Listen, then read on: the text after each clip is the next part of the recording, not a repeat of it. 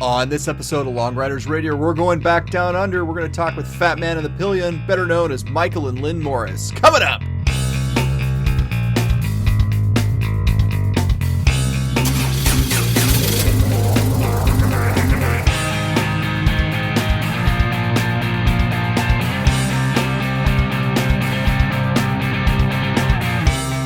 Support for Long Riders Radio comes from DiscountRamps.com. DiscountRamps.com offers a huge selection of power sports products for your ATV, UTV, motorcycle, and more. Everything you need to load, haul, or transport your power sports toys. Long Riders Radio listeners can save 15% off their order by using coupon code LONG. That's LONG at DiscountRamps.com. Well, hey there everyone, Justin here. Well, those of you who are listening the traditional way on audio only won't know this, but I did finally get my act together and figured out that I could record video of both the guest and myself. So if you're watching this on YouTube, you're seeing that. If you're not, take a look over on YouTube. Might be an interesting way to watch the show as well. I'm putting up a couple other things up on the episode too, so some pictures of what's going on and some maps and things like that. So hopefully makes the experience enjoyable, and hope you like it. And speaking of the YouTube channel, I have been posting some extra content over there. Take a look if you're interested. Subscribe, do all those YouTube kind of things if you like it. One more thing I wanted to mention was that a lot of you know that I use Waze for routing on rallies, and I've been toying around with a little utility that makes launching Waze from a GPX file quite a bit easier. So if you've got an iPhone and you're interested in doing a little beta testing on some software, drop me a line over at longridersradio@gmail.com and I'll get you in on the fun. I've been having a good time putting this together, so hopefully it'll end up being something that's useful.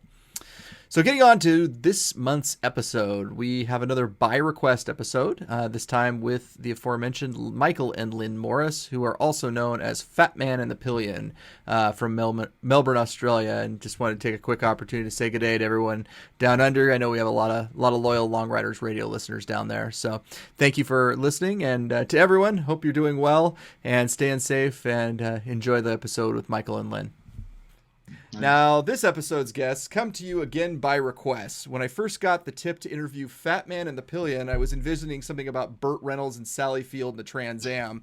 And while it may come as a disappointment to some that we're not talking to the leading box office draw of 1981, we will be talking to two hardcore long-distance riders from down under, Michael and Lynne Morris, though many of you may know them better as Fatman and Lynne the Pillion. Welcome to Long Riders Radio.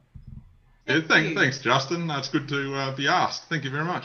Okay, so I got to ask, where did the nickname Fatman come from? Because you do not appear to be a fat man. Well, I'm still a little bit overweight, but I was a lot more overweight at the stage. And it came from a friend that we used to ride with, actually. And he mentioned it one day, and I thought, I like that nickname. And Australians are renowned for nicknames. And even on our forum, most of us go by a nickname, not our normal name, as in Lynne the Pillion or Fatman. And so it just stuck, actually, over the years. So, yeah, it's just how it came about. All right. Since then, I have lost a little bit of weight. And a friend of ours, Phil Moore, who I think you might know too, Phil Morrison from down here. Yeah. He reckons I should change my name to Thin Man, but I don't like that. So I'll stay as Fatman. I have to say, well, I knew it was Philip Morrison, but yes, he made my day. He was the very first person to come up to me and say, "Hey, can I take my picture with you?" I'm like, "Oh my God, somebody wants to take their picture with me." That's crazy.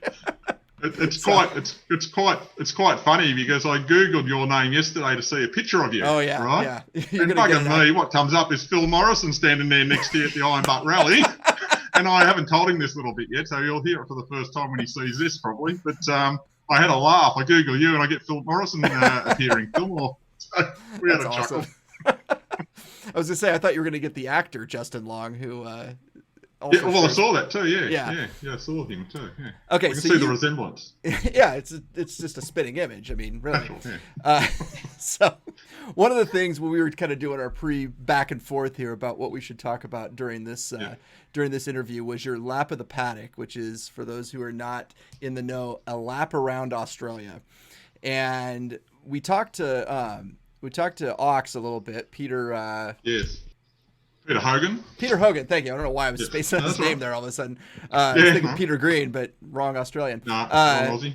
Yeah. So he did it, and I think he was the first one to do it, right? And no, he was the second. Second, okay. And then you guys... CJ did it before him. Okay, and you guys were the third group to do it. Correct. Now, talk a little bit about what goes into this, just generally what goes into this ride. Well, it's a big ride. It's about just over 15,000 kilometres, and you've got to do it in less than 9 days. And the preparation, I was preparing this for about 2 years, I reckon, because I tend to go a bit overboard in scheduling of everything. Every stop I'd schedule and try and meet the times for each stop around the paddock, basically. And I think we had over 50 fuel stops, which isn't a big problem up the east coast where things are open 24 hours, but it is a problem when you start going inland from Cairns across and right down the west coast, because a lot of things here shut, like fuel stops. So you've got to really time your timing right to make sure you're there at the right times to get fuel. And the other thing that was a big unknown for us, because up to this stage, we'd only really ridden 4 days consecutive on that 100ccc from Melbourne to Darwin and back again. So we weren't sure what was going to happen on day 5, 6, 7 or 8 or 9. And we didn't know if we were going to fall into a big heap. And because it's a ride that you've got to do with, real lack of sleep, really, and get used to it. And we had only like 5, 6 hours a night planned. And I usually like sleep. I'm usually an 8-hour sort of a night guy. So we didn't know how that was going to, we really didn't know. We were going into the unknown, pushing our limits, really.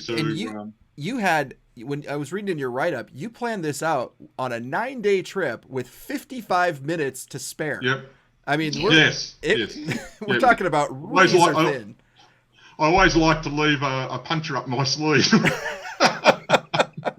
But it is a big ride that it's hard. Like our speed limits are 100, 110. Only when you get into the Northern Territory, it's 130.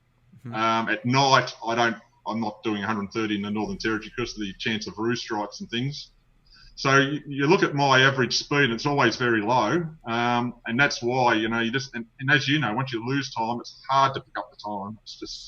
It just ticks away all the time, and now one of the challenges you run into on this route is it's not like you're on an interstate the whole way, and it's not really like you're on a road necessarily the whole way. Talk about, because there's a picture, and Lynn did a great write-up that I'll link to. Yes, she did. In this, I love writing. Yeah, it's apparent because it was a great write-up, and it's the road is going down, and it's a single-ish lane of tarmac with a soft shoulder, basically dirt on either side, and so most is. Yeah, and so talk about meeting a truck on that. Oh, well, you got to be real careful. Do you want? No, you can. I was just going to say, out of the whole lap, I think as Ox mentioned, Justin, there's probably about, off the top of my head, probably about 800 kilometres of the 15,000 that would be dual lane freeway. Mm-hmm.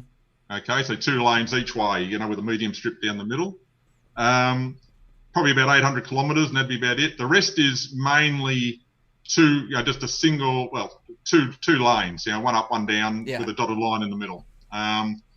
Apart from the highway you're probably thinking about might be the Tableland Highway, which is north of Barkly Homestead, and that is a goat track. That is single lane bitumen, and it's rough, the roughest road I've ever been on. It's shocking. It's sealed, as in bitumen, but it's rough. It's up and down. It's like riding in a motocross, and a lot of times I was on the pegs, and we were airborne down a few of the jump offs. There was one section that had tabletop, like in motocross, you have those tabletop jumps. Yeah. It reminded me of that. We were airborne coming off one down to the next, sort of like jumping the plateaus down. And that road that Mark was actually talking about, while we're riding along, I actually feed Michael. So I was trying to get food out for him while I'm off the seat with my feet on the pegs because we're going over bumps and things like that. So in the end, it was just a case of you're not getting fed. Yeah, that's muesli bars or something on the run or something, or energy bars or something. But Ox, on that particular road, Ox nailed it when he said it was like it's designed by about 8 different designers, and none of them had talked to the next one, and they just laid their bit of strip of tar down, a bit of sealed it, but they haven't joined it at all. It was a shocking road. I had to do it actually in the rain. Actually, it'd be real challenging in the rain. And we should probably the truck came to us. And then the trucks you're alluding to, the road trains, which can be up to like 53 metres long, and they nearly blow you off the road. You've got to get straight over for them, and most of them you can see coming because you'll see dust or whatever coming off the verges of the road. But sometimes there were some where they come over a crest or something, you haven't seen them, and next minute you've got to get out of their way. They will not drop one wheel off on the dirt, and I don't blame them. They got I think about 100 tons they're pulling. Oh wow. Big things, and when they go past, they nearly blow you sideways. Now we should probably even on the good road. We should probably mention one vocabulary thing. The bitumen that you're talking about, that would be basically what we would consider like a chip seal road, where it's tar with gravel on the top of it. Tar, yes. When it also comes to the trucks and just general people around us, Michael has UHF radio, so he has a conversation with other people because we don't talk to each other on the ride as such. Yeah, we don't have intercom. No intercom. No. Oh wow. No, I refuse to have intercom. It's my time away from him. And a lot of people tell us, two up couples say, you must get intercom. We go, no, we don't want it. We love the peacefulness, the tranquility of nothingness out there in the outback. And we use, as Lynne will tell us, our signs, we use sign signals. So, for example, a kangaroo. There's a kangaroo coming along. Yeah. An emu. Emus. So she does this. I know there's emus around, and she'll also tap me right on the where her knees are beside my hips. She'll tap me, on the right or left side, so I know where animals are, because it's mainly animals we're looking at here in Australia. So that's how we talk. Yeah, and we've been married for a long time, 27 years, and we know how we both think. And Lynne can look in a paddock, a farmer's paddock, and next minute she'll tell me what's growing there, because I'll be thinking, oh, what's he growing, or what's the shape of a cloud in the sky or something. There'll be just something that we both think very similarly, and so we don't miss having intercom at all, actually. We're two peas in one pod. There you go.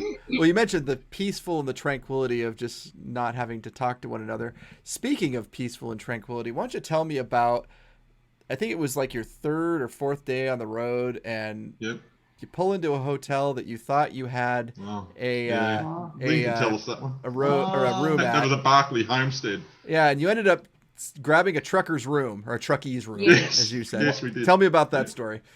What happened there is, as we were approaching Barclay in the middle of the day, we stopped at Birkenwills Roadhouse, and I rang and I confirmed that the key would be in the door, etc., so there was no problems. Yes, they said not a problem. Room 7. We got there at, I don't know what time it was. About midnight, I think. It was freezing cold. The wind was blowing, and the key wasn't in the door.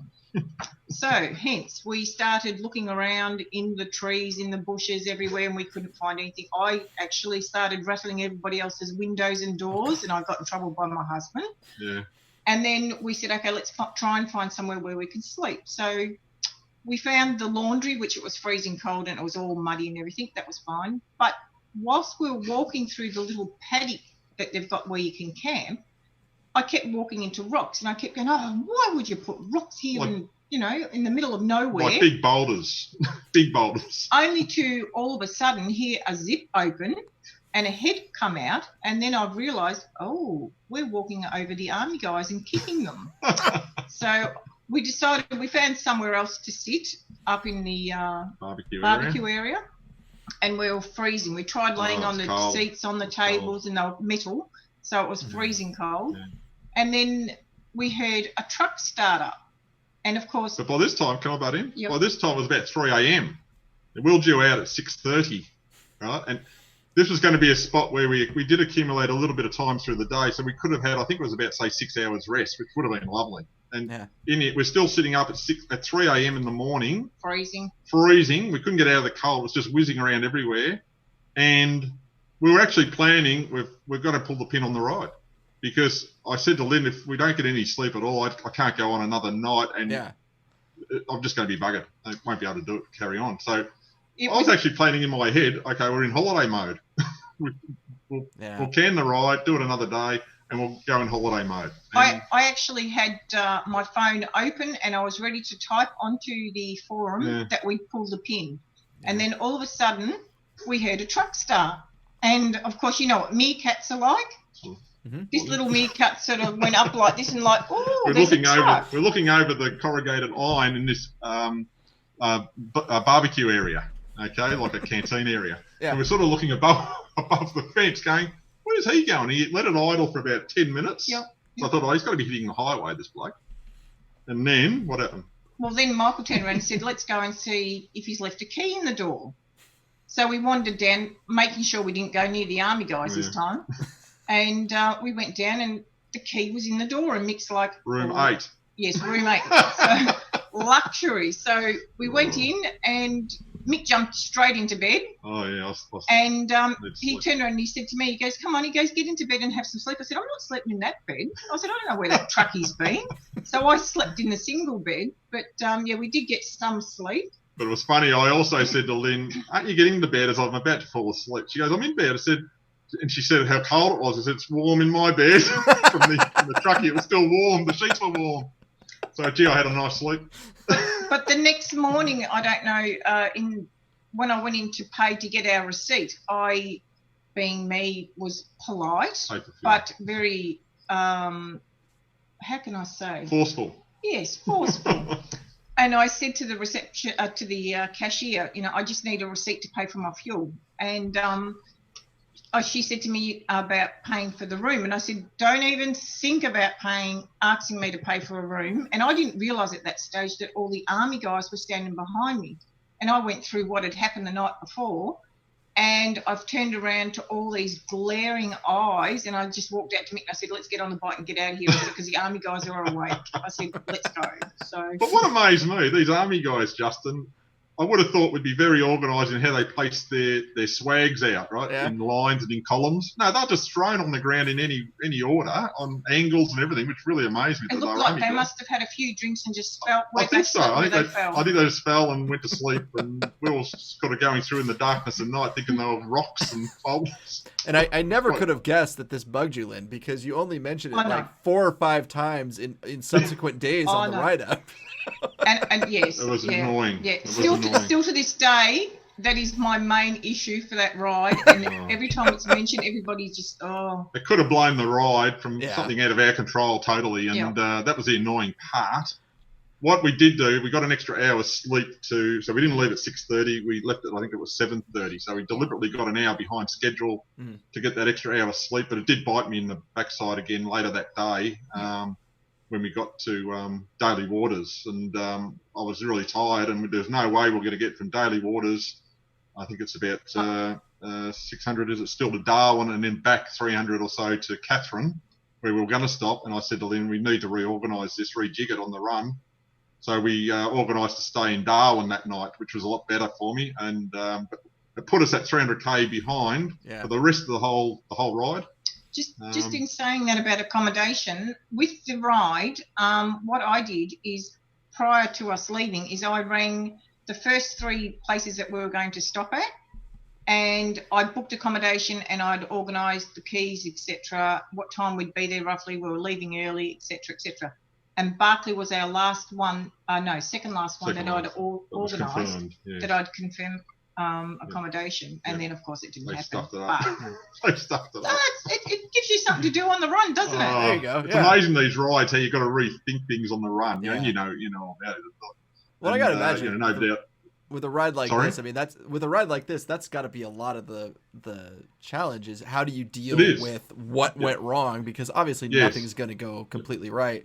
Speaking of one of those things that didn't go completely right, talk about tires, because obviously you mentioned the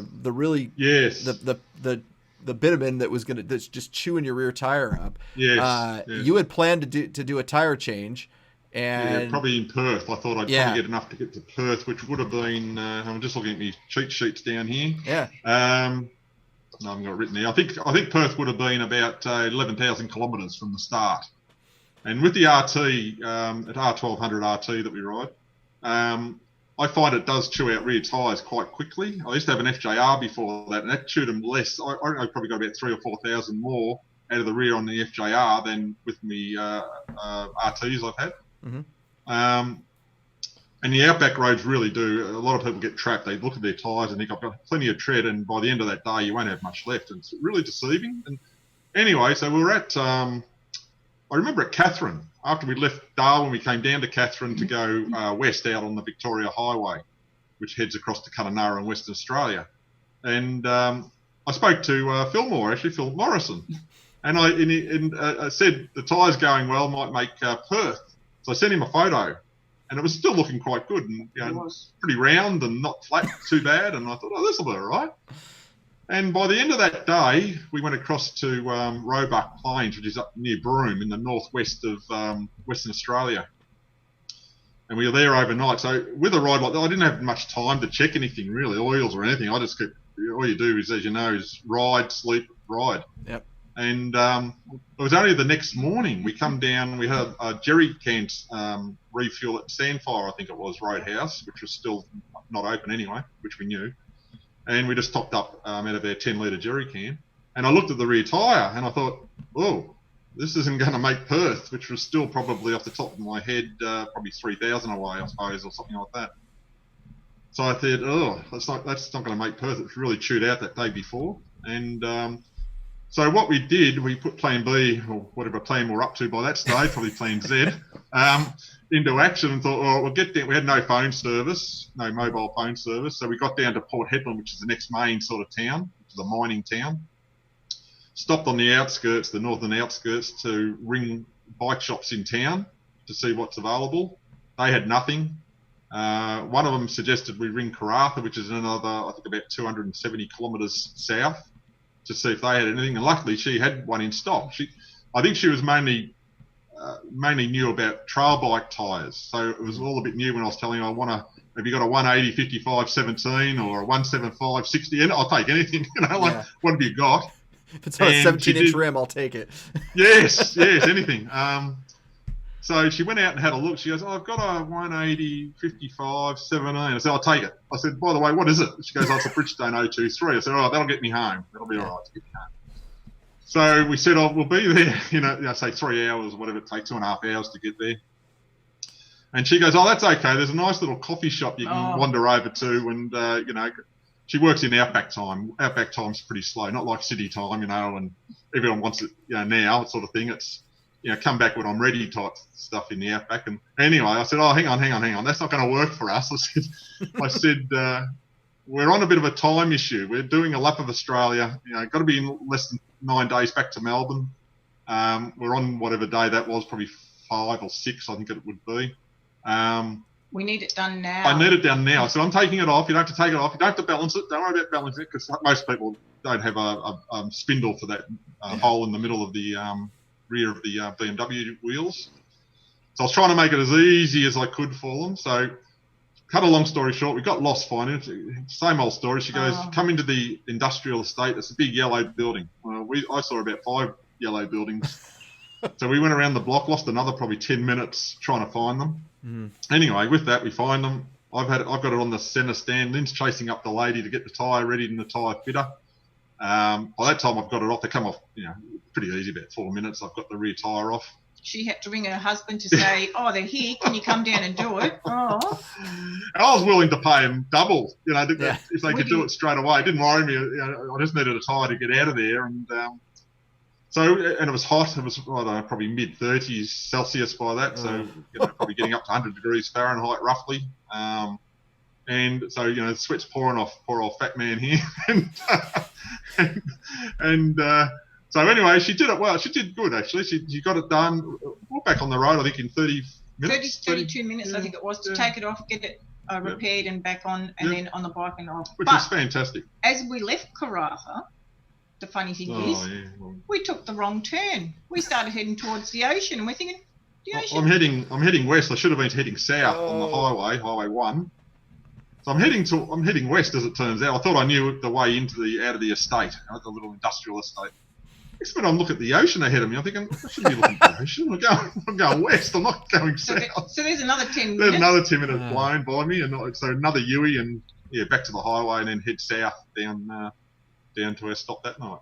Well, now this tire wasn't. It wasn't all sunshine and rainbows from there with this tire. It kind of slow leak pretty much the entire rest of the way home, right? Not the entire way, but it started leaking after Albany in southwest Western Australia. Before that, we went through this huge floodway up, which that was another instance where it could have ended the ride right there, up near Carnarvon on the west coast of Western Australia, which was the same day as we got the tyre fitted. That would have been that night. And again, we pulled our stop forward about 300 kilometres because there's no way. I was always at 300 kilometres over my sleep time, if you know what I mean. Yeah. And so we pulled it back again. And anyway, so it started raining. We knew we were going to head into really bad rain down as we were approaching Perth and down the south of Western Australia. And coming down towards Carnarvon, which is probably off the top of my head 600k north. I might be wrong with my kilometres. They're probably about 600k north of Perth. And the roads were west, so it had a lot of rain through there. You could see big puddles on the side of the road. It was night time by this stage. I've got Ericas shining down the road, and on the sides I've got 4 Ericas. So we come around. I was on cruise control, just doing 100k, having a nice night ride. Beautiful. And how the road glistens, right? Which it was in a lot of spots. And in the outback, there's lots of floodways, which are just undulations in the land, basically, but they can fill up with water really, really quickly. Mm. And this one did, and it didn't see it at all. We come into it, and I was still on. It was only at the last minute I jumped on the brakes, and I thought, a little bit of water, but the water must have been a good 2 foot deep. Oh God! And we hit it at 100k. The bow wave just went straight up in the air about 20 foot, and it was all red coloured water from the outback dirt, all right? Oh. And I thought, oh, God, it was like a tidal wave coming back at us, and it just drenched us down, everything. Into my boots, everything just got drenched. Lynne thought we'd hit a kangaroo. When Mick had hit the water, because I don't hang on, I just use my feet, and I'm sitting there enjoying the ride, and then all of a sudden I've gone whack into his back, and I thought, oh, okay, don't move. And it really felt like we had hit a kangaroo, something was jammed under the bike. Yeah. And I just stayed there. I thought, I'm not moving. And it seemed like it went on forever, didn't it? I think it must have been, I don't know, it was 150 metres across. Oh, my gosh. It seemed to go on, and I was trying to power through it because I thought I'm not stopping in the middle. Yeah. But I couldn't really define where the road was anyway because everything was flooded. So as you can imagine, luckily everything up there is pretty straight. So I just aimed between trees, And we got out the other side. By that time, I'm probably in second gear, changing down, trying to keep the motor running. Yeah. And anyway, we come through it, but that got the heart going a little bit. Yeah, I'd say. So one of the other challenges. Oh, go ahead. Go ahead, Lynne. I was going to say after that wet downpour for a little river. As we were going along, I kept getting little electric shocks. Oh, yeah. And I said to him, I couldn't work it out. And I'm thinking, what's going on? Because every now and then I'd be going, ooh, ooh. And we worked out.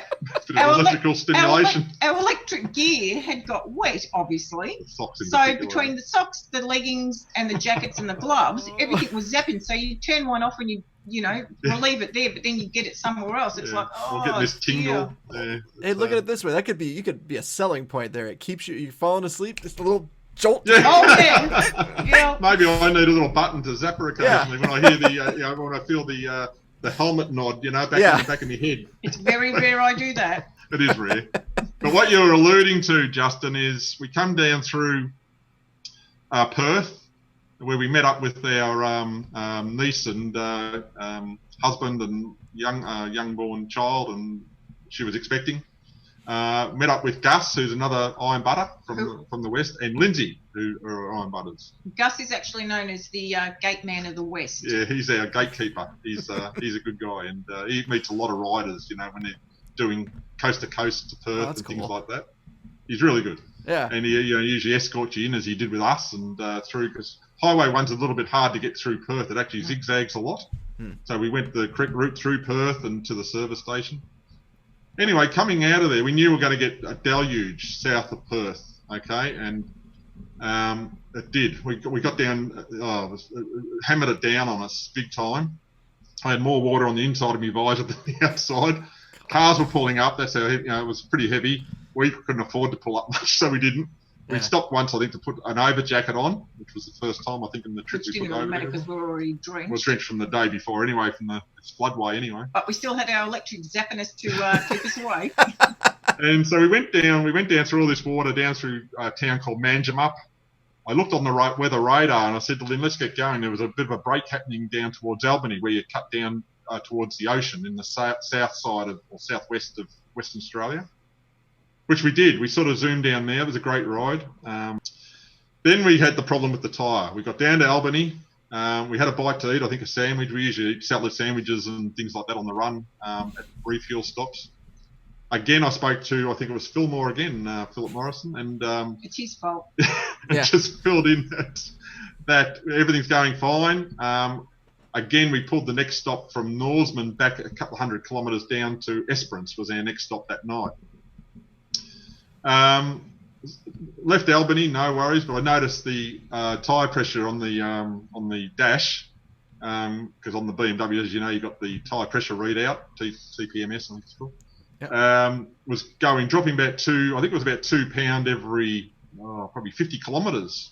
So of course my brain's trying to tick over how far can I get to Esperance, and I figured out it's going to be down to, I think it was say 10 psi, so it's going to be unrideable for the last probably 100. It's going to be dangerous. So we stopped at Ravensthorpe, which is another little town along the way, about midway I think from memory, and off with the panniers, up on the centre stand, couldn't find anything in the tyre actually, and a couple of little nicks, little cuts in the tyre. We're trying to put water on it to see if it was bubbling. I was putting the water. Yeah, I was on the knees at the tyre. You were standing there. We couldn't find it. I said to Lynne, get your good ears down there, see if you can hear any hissing. No, we couldn't hear anything. All right, we're wasting too much time here. We'll just pump it up with our compressor and get to Esperance. It's a 24-hour fuel stop in Esperance, and then what we did there, once we got there, rather than try and find this leak again, which we couldn't find anyway, it was still going down, of course, we thought we'll put a can of sealant into the tyre, knowing full well it'll probably muck up my readouts on the dash, because it wasn't TPMS approved stuff, it was just tyre sealant. Yeah. We didn't care as long as it got us home. Yeah, exactly. So I've never used it before, actually. So, of course, we put it in. Didn't really follow the instructions because you're supposed to ride it for half an hour or something. I said, I'm riding it 2 minutes to the motel and going to sleep. Right, that's all I'm riding it, which we did. I got up the next morning, kicked the tyre. It still felt like it had pressure. As soon as we took off, the dash was flashing everything at me. It was saying it was 60 pound. I put about 42 in from memory when we left the servo the night before. It was flashing everything at me. I'm thinking, oh, geez, what's going on here? And it works on your mind, all these warning lights flashing, the pressure thing was flashing saying 60. I think it only goes up to 60 actually, and then it starts flashing at you. I think it was. I've never seen it that high before. We get to Norseman, which was our next fuel stop anyway, and a receipt. I checked it with me hand gauge. I thought, I'll just check my hand gauge. It was still on 42 or whatever it was. So I thought, I won't look at the gauge on the dash, which is hard not to do. Yeah. But, piece of electrical tape over it. Yeah, well, I thought putting a bit of electrical tape on it, and then I thought the beam, as you know, flashes up different things for different reasons. Yeah. So I thought if I lock it out for that, there might be something urgent that comes up, with a brake failure, whatever. So I thought I'll put up with I think it was the yellow one flashing all the time. I think it flashed nearly all the way home. The yellow triangle with the exclamation mark. Yeah. That's when you said to me, it said, get off, the wheel is going to explode. I was joking. When it was saying 60, it was flashing. I said, it's saying, get off, it's going to explode. I think she took it literally. Oh. And by this time, you think, I think we had about 4,000 kilometres to go. So you feel like you're nearly home. And which is funny in long distance terms to think 4,000 kilometres, you're nearly there. Yeah, nearly there. And so we just blocked it out. That's the last time I checked it, actually. On the side of the road, about 100k out from Norseman, east of Norseman, we checked it again, and it put my mind at ease that it's got pressure in it. Don't even look at it again. We didn't look at it again. And it got us home. So that was good stuff, the sealant. It was good. So you mentioned something I wanted to ask you about. You mentioned a jerry can. And normally on IBA sanctioned rides, jerry cans are very much not allowed, and I'm guessing that it's probably not so much that it's probably kind of a necessity on this ride, isn't it? In terms of trying to get gas. Yes. It's hard to get fuel, the distances, and each of those stops with the jerry can we also document for Howard, so when he does the certification, he knows where we stopped and how much litres we put in and that sort of stuff. But it works out quite quickly too, because I've got a jerry can modified, a pannier modified to fit this jerry can. So Lynne gets it out of the pannier in literally 10 seconds. See, I'm not just a pillion. Some might say that, I wouldn't. So it's quite easy to do. We don't have an auxiliary tank, auxiliary fuel tank. So we only run the standard 25 litre fuel tank on the BMW plus 10 litres on some rides.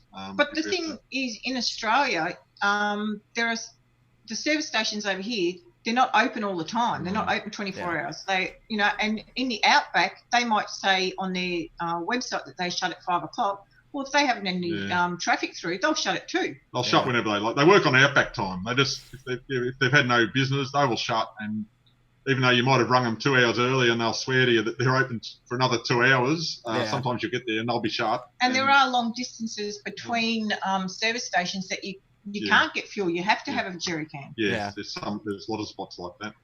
So the other ride I was reading about that you guys did was this 100ccc. And it's funny, before I even started reading it, I was like, I wonder if they did it east to west or north to south, because in Australia you got 4 coasts to choose from. Yeah, we've got a few. I think we've got 4 or 5. I think it's 5. I think we might have 5. I'm just rearranging our props here. Yeah, no worries.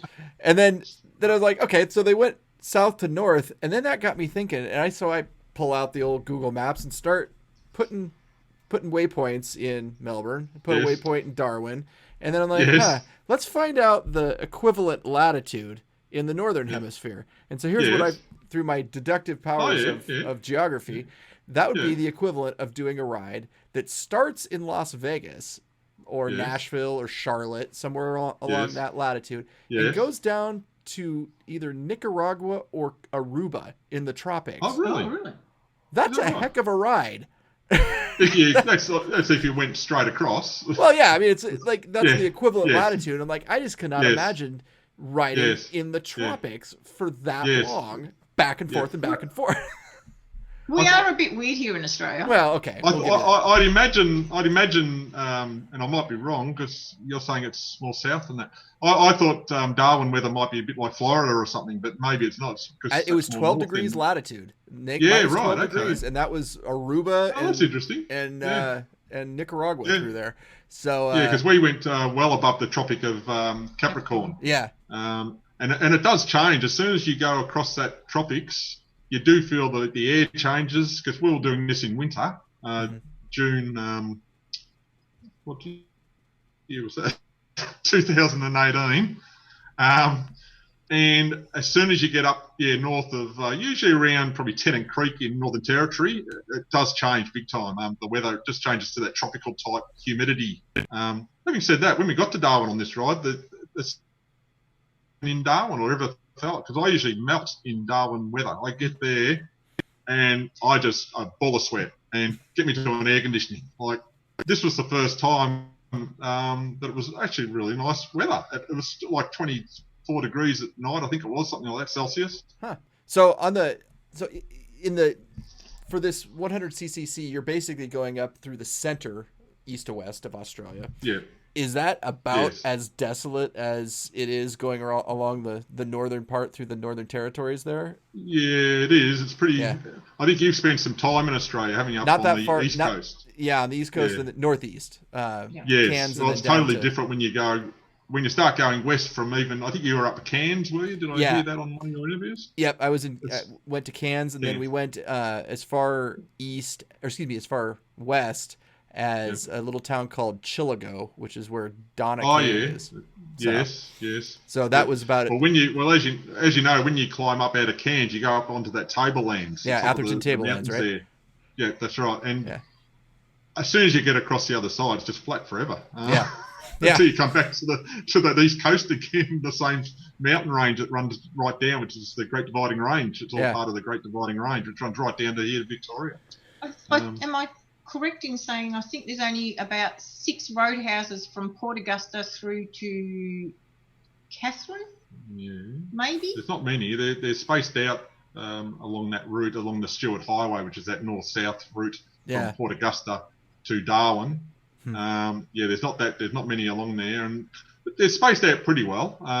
But again, they're not all 24-hour, so you've got to be really mindful. And that all comes back to what time you leave Melbourne here. Yeah. So getting fuel at the right time in, say, Glendambo, which is north of Port Augusta, because they do shut at a certain time, and so you've got to just time it right, and that usually dictates what your start time is going to be back here. But yeah, that's a great run, but it's very desolate up through there, yes. Yeah. And especially when you get up. Is there any mobile phone service at all through there, or is it like when you go through towns or anything? There would be some around the towns, but... Well, they're not towns as such. Well, yeah, a lot of the mobile phone service is spasmodic in Australia. Once you leave the east coast, wasn't too bad down the south of Western Australia, but when we come across the Nullarbor, for instance, on the Round Australia, we don't have service from... Norseman to Ceduna, which I think's it's a long way. Is it 2,000 kilometres or something? Wow. If you had we've only got a cheap phone service, so if you had the better quality one, you'd probably have a bit of service more across there. But we certainly don't. So it just depends what the phone carrier is, and how much you want to pay. You guys are listeners of this podcast, and so you know that at the end of each interview, we ask every guest the same series of 12 questions. Call them the LD Dozen. You game to go? Yeah, we'll give it a crack. All right. So I guess I should ask. Should we have 2 answers to all these questions? One's for each of you. You might have. You might have. You might. What was your first motorcycle and why? First motorcycle was, trail bikes. I was into trail bikes for many years. Road bikes, though, I got into road bikes probably around mid-1900, 1990s, I suppose. So 1995 was the first time I was on road bikes, actually. I started off with a little Kawasaki 250 ZZR. The big fat man on that. And that was no power, of course, but it was good to learn roadcraft. And you couldn't get yourself in a lot of trouble with too much power. And I found it really good to learn on, actually. So that would be my first one. Okay. Lynn, what about you? No, not for me. Not for me. Lynn doesn't ride. I used to ride up on my brother's property, but I had a incident rounding up the sheep. So I decided if I do this on the property, I'm not going on the road. I love speed, but I'd rather be safe. Yeah. Fair enough. All right. Where did you take your first overnight ride?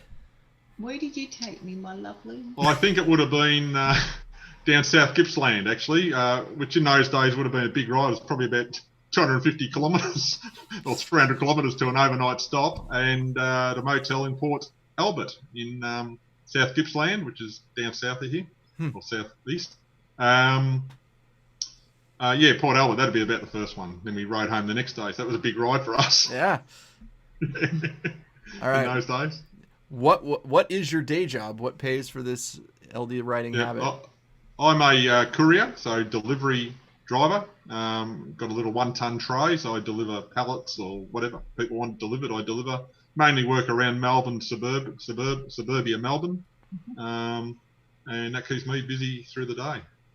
My day job is being a housewife. But mainly looking at the maps and working out where we can go for rides. Nice. And especially if one of our guys here, Skidoo, rings me because he's done a ride, he will plant a seed. And he knows damn well that once he plants that seed with me, it starts to grow. Because then I tell Michael, and I get it all up on the maps and things like that. So gets me ticking over, you know. But apart from that, I do. I help. Liaise with Skidoo and TJ in relation to Iron Butt musters. So I organise the musters every year. So you could say you're a part-time muse as well. Yeah. All right. Question number 4. What is your favorite non-motorcycling hobby? I like motorsport. I've been into motorsport over the years in car rallying for many years before I got into trail bikes and things. So I was doing that for years. So So I still follow a bit of rallying. I still follow motorsport, mainly in Australia, and a little bit of Formula One, but not a lot. But motorsport I'd say would be the other hobby, and I love just going out into the country. Getting out, having a barbecue, picnic, whatever, just coffee, whatever. Just love that too. Mine would be history on Australia, just travelling Australia. If there's any ghost towns, we both have said we don't want to leave this planet until we've been to every single ghost town in Australia. Oh, wow. So that. A lot of ghost towns. Apart from that, when I say ghost towns, I mean towns that were there back in the days, because we like the history. Uh-huh. Jigsaws, and there was something else that I usually do. Looking after me. Oh, God. That's a full-time job there. You're telling me. You're telling me. Now, is that your second jigsaw puzzler? Well, okay. Person? I was literally good. My next question was going to be, I want to make sure that's not some Australian slang for something else. No. It's actually a puzzle. Jigsaw puzzle. No. Yes. I think Nancy, I listened to Nancy's interview the other day, and she was into jigsaws. Nancy Lefkowitz, and so that's interesting.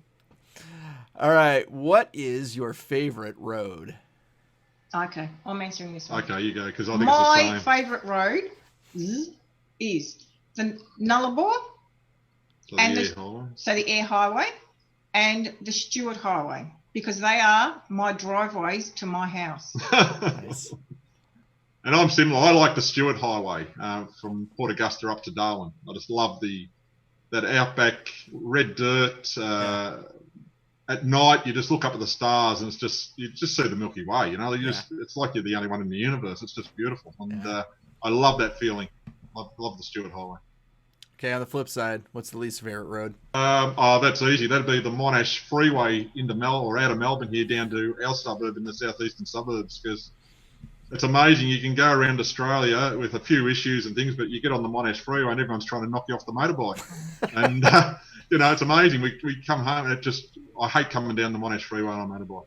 So, I'm pretty much the same as Michael, but in elaborating to it is anything that has traffic lights, I don't like. I like to be somewhere where, there's maybe a give way sign. But I prefer the open road. Nice. Yeah. Can't beat the outback. Love the outback. Okay, this is probably a question for Lynne. So when you're planning the trip, what are you using to plan the trip? You use Google, Basecamp? What I do is I get onto Google and I work it all out and where I think we should be going. But then I've planted the seed, I've watered the little hare, and then I say to Mick, what do you think about this? And he'll then have a look at it and he'll rejig it, and then he does it all through Basecamp. Yeah, usually the big trips on Basecamp. Yep. Yeah. But I do still use Google Maps a fair bit too. And I also use old atlas too, like local atlases and things a little bit. But when we actually do plan... We actually put the schedule. Here's one, for instance.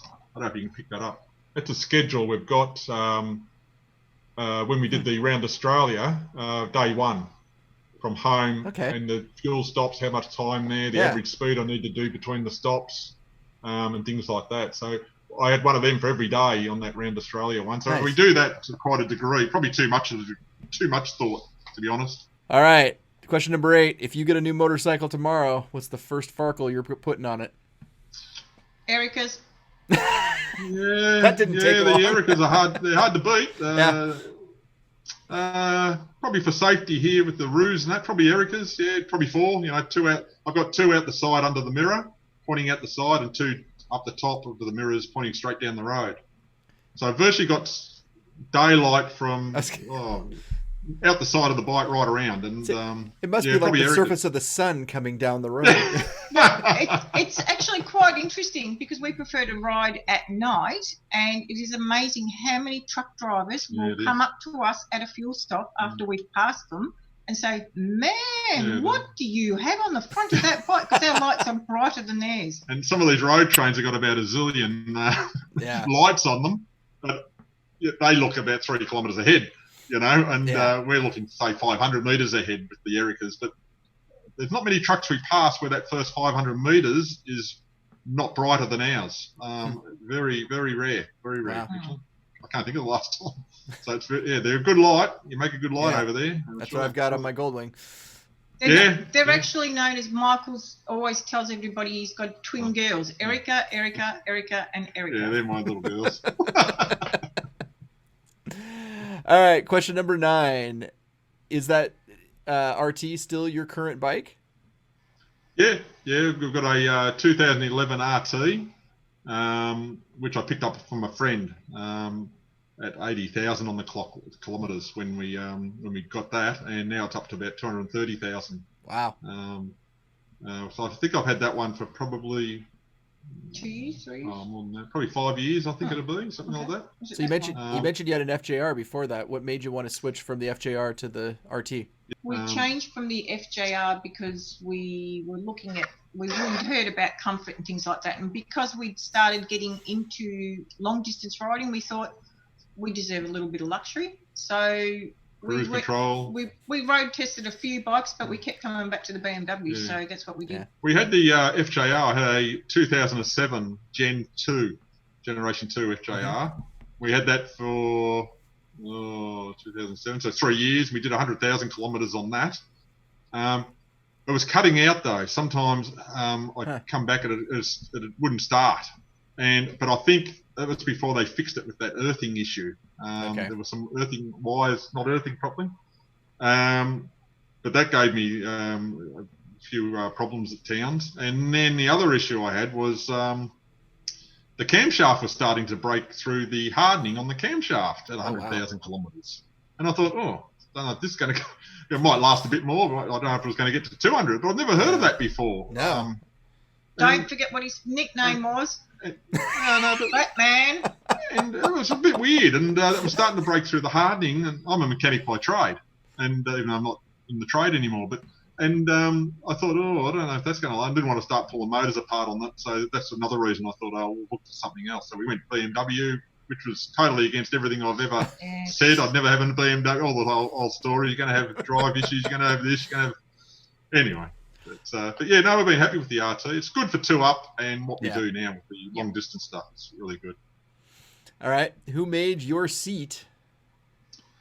A fella up in Goulburn in New South Wales, which is MJM, which is about Goulburn, situated about say 700 kilometres from Melbourne, so just south of Sydney. MJM Mick up there, he did the seat on that. I still sometimes run Airhawk. Or a gel seat. Or a gel seat. I've got a few different things. Or the beads. Yeah, the beads I find a little bit hard, but usually the Airhawk under it still, and that spreads the load of my butt. He's never happy. If I could, I'd probably have a Russell Daylong on there, but I've never heard anyone unhappy with them. But, that's a long ride to do a ride in for that. Probably pretty expensive too to send that seat. It will be with the dollar now. I think we're down about 65 cents US. Oh, wow. I think that. I was just thinking the shipping. The shipping as well. Yeah. All right. Question number 11. What is your favorite or your most the most interesting place you visited on your motorcycle? For me, I think it'd be Lake Eyre when we did a Hell's to Heaven on the RT, and 130 kilometres of that roughly is gravel. They've bitumened a little bit more now. They've sealed a little bit of it now, but still at the moment, still got about 90 kilometres of gravel out to the start point and then back again. So to me, Lake Eyre on the road bike, it's challenging and a nice place to visit on a bike. Yeah, Lynn, what about you? Me, there's just so many places. I just love Australia. Take me anywhere where there's red dirt and I'm happy. Nice. But getting back to what Mick just said about Lake Eyre on the road bike, as he said, it's an RT. Well, I actually call it a rough terrain bike because we do a little bit of dirt bike, and people just look at me stupid. But that's what we're like. Yeah. It did the job. Exactly. All right, we kind of covered this, and it's the first time I've ever covered this in the interview before I got to it for this question, so this is a first. Right. But how do you pass the time on a long ride? For me, I've always got music playing through the speakers. I've got UHF radio in my ears, but I don't have music in my ears. So I'm always singing. I'm always singing or humming or always.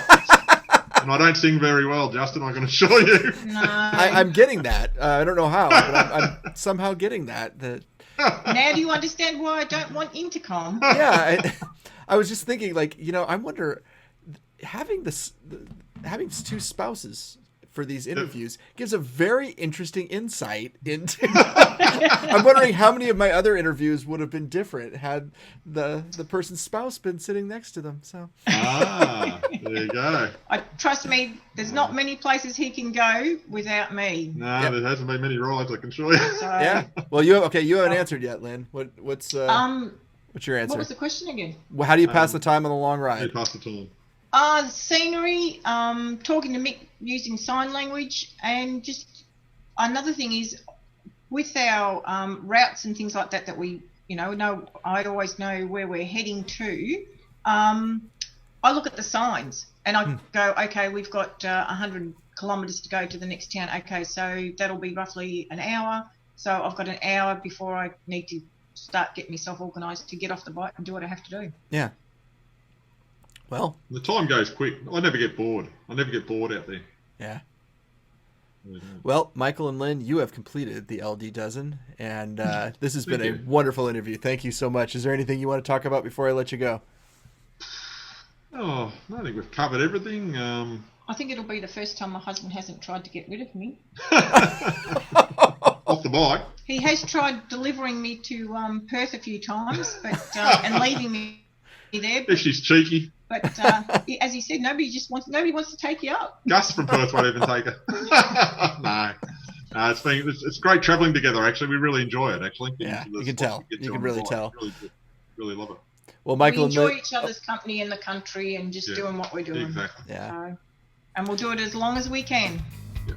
Very nice. Well, Michael and Lynn, thank you very much for coming on Long Riders Radio and ride safe. Pleasure. Thank you. Thanks, Justin. See you later. Pleasure. Thanks, mate.